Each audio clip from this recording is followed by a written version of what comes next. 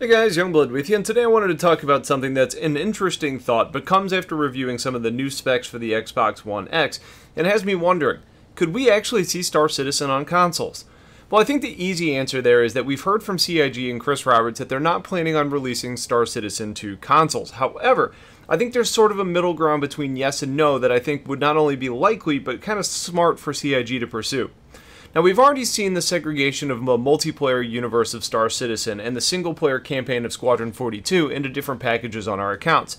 Their development of both at the same time also means that they're certainly related and important to each other, but when finished, the single-player campaign is a standalone game that will be broken into multiple chapters. So let's go ahead and take a look at the One X's hardware, as it's going to be the new king of the console category, and it should give us the best idea. It's featuring an 8-core, 2.3 GHz processor, which I don't really love the single-threaded speed there, but with 8 cores, depending on programming, it could do fairly well. To cool this off, they claim to have a liquid cooler in place, along with some other blower-style cooling system that should allow it to perform better and quieter than expected. But if liquid cooling is present on the CPU, then perhaps we end up seeing that 2.3 GHz processor being pushed a little bit extra by the system. The closest comparable chip out there to the onboard Jaguar is probably the FX8350, which people are playing with today. Now, one of the primary issues that the FX chips faced was a PCIe bottleneck when paired with the Polaris cards, but the newer Jaguar likely doesn't suffer from that same issue. The onboard GPU is based on AMD's Polaris architecture and is said to be equivalent to about an RX 580, or with the extra memory on board, somewhere between like a 1060 and a 1070 in performance, which are pretty good cards as things stand today, and ones that we've got people playing with online today as well. Now, while Microsoft claims that they're going to achieve 4K in games at 60 frames per second, I think that's pretty doubtful in general, but even more so on a game with fidelity levels like we see in Star Citizen.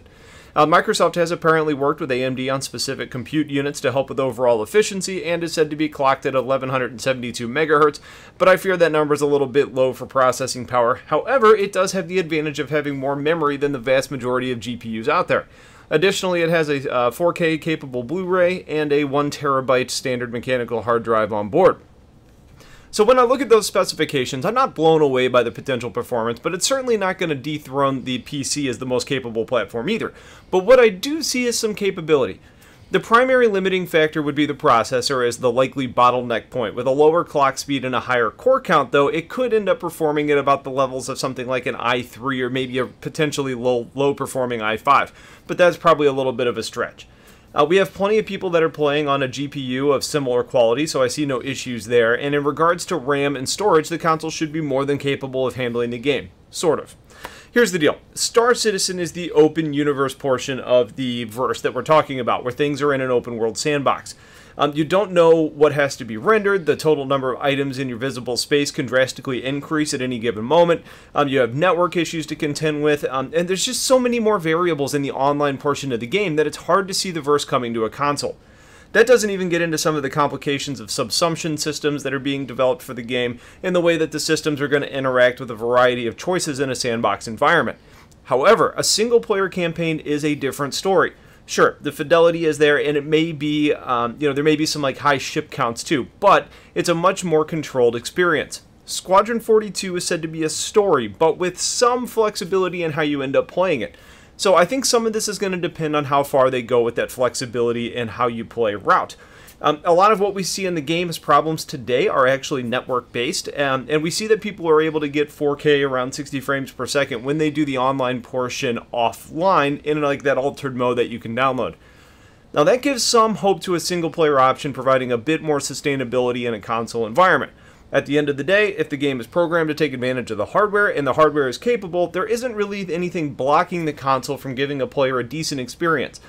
Hell, I mean, even the Xbox controllers are already an option in-game, so the UI transition would be fairly seamless, and many of the Star Citizen developers actually prefer that as their primary control method.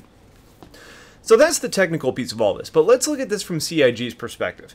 There have been questions about the funding model to sustain the game, and the company wants the funding drive that has been Kickstarter and Alpha are coming to a conclusion. CIG has said that they're planning to continue to offer in-game money for purchase, and they've hinted at some cosmetics possibly being a revenue-generating source. The Squadron 42 campaign is also being sold and has been broken down into 3 chapters, all of which are going to require a purchase to play. So knowing that cosmetics and in-game cash are for the online portion only, and that's 2/3 of their funding model, could they then end up using Squadron 42 as a funding possibility into the console category? There have been almost 40 million combined sales sold for PlayStation 4 and Xbox One, so there's certainly a huge market there for potentially untapped customers. Outside of selling the campaign on console, it could make a gateway for people to want to play online and jump into the verse on a PC, driving up more sales as well. And assuming the time spent working on the port or the development to allow for the campaign to be ready on these next-gen consoles doesn't cost more than they would gain from making it available, it would be a smart move for CIG to look at doing. Now, I'm not one to get into platform wars. I think it's silly, and regardless if you play on PC or console, if you're having fun, that's all that matters. But in this discussion, I think it's not only smart, but fairly likely that CIG ends up opening up the single-player campaign of Squadron 42 to the console world, assuming it's technically possible, which I think based on the specifications of the One X, even if at a slightly lower fidelity, which isn't a deal-breaker as we've all seen the game today, the online portion in lower settings still looks damn good.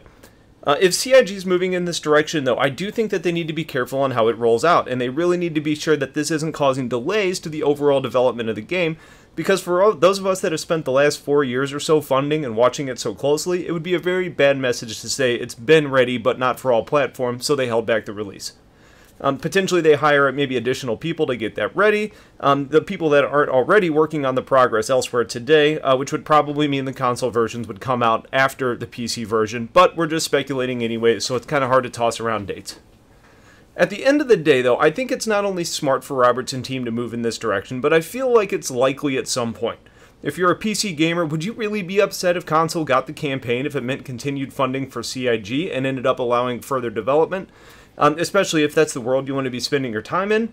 The answer there is it shouldn't. It's a good thing for everyone. So we're just going to have to wait and see where this goes. We'll kind of sit back and see what happens, but that's about it for this video. If you guys have thoughts, please share in the comments. Otherwise, thanks for watching. Stay tuned for more, and have a wonderful day. Take care.